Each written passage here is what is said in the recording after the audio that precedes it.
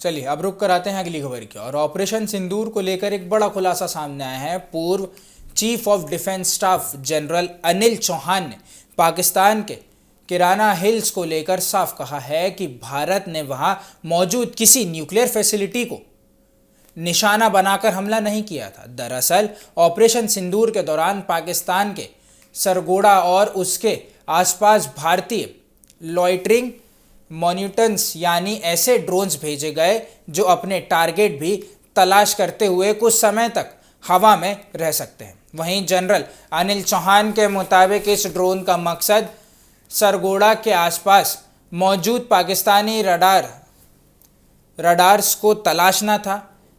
किराना hills सरगोड़ा से करीब 10 kilometre दूरी पर है। उन्होंने बताया कि अगर कोई लाइटोरिंग मॉनिटर अपने तय समय के अंदर टारगेट में बढ़ता है तो उसकी उड़ान क्षमता खत्म होने के बाद भी नीचे नहीं गिर सकता। इस वजह से उन्होंने संभावना जताई थी कि इसमें से कोई मॉनिटर किराना हिल्स की पहाड़ियों से टकरा गया था। उस वक्त पाकिस्तानी मीडिया में किराना हिल्स में धुआं उड़ने की तस्वीरें भी सामने आई थी। जनरल चौहान के मुताबिक किराना हिल्स भारत का इंटेंट टारगेट था, बिल्कुल नहीं था। वहीं भारत ने वहां किसी न्यूक्लियर फैसिलिटी को निशाना नहीं बनाया था और किसी रणनीति के तहत हमला नहीं किया था। उसका बयान उस समय के इंडियन फोर्स, जी हाँ, उस समय के इंडियन एयरफोर्स के बयान से भी खास था। वहीं जिसमें किराना हिल्स को टारगेट करने और इनकार किया गया था कि ऑपरेशन सिंदूर की शुरुआत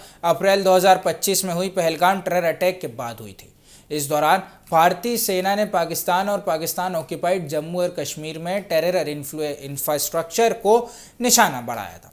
अब पूर्व सीडीएस के इस बयान के बाद किराना हिल्स को लेकर चल रही पुरानी चर्चाओं को नया कॉन्टेक्स्ट मिल गया है। बड़ा सवाल यही है कि आखिर उस रात किराना हिल्स में धुआं क्यों उठा था और क्या वो भारतीय मॉनिटर के भटकने का नतीजा था।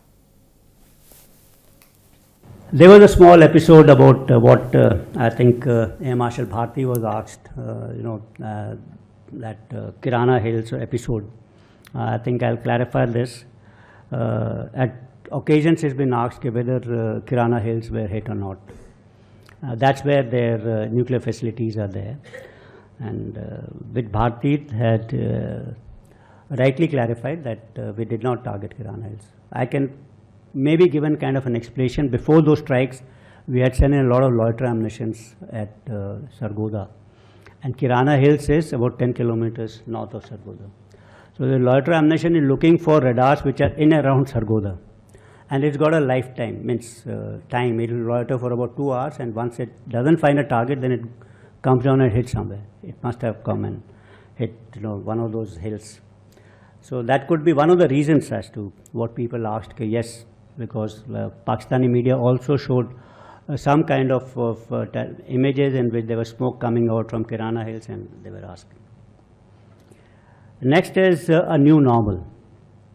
You heard about this new normal, which the Prime Minister has said that there will be talks and terror will not go together, blood and water will not flow together, will not tolerate cross-border terrorism, and will make no distinction between perpetrators and their handlers, and then will not be blackmailed or by nuclear blackmail.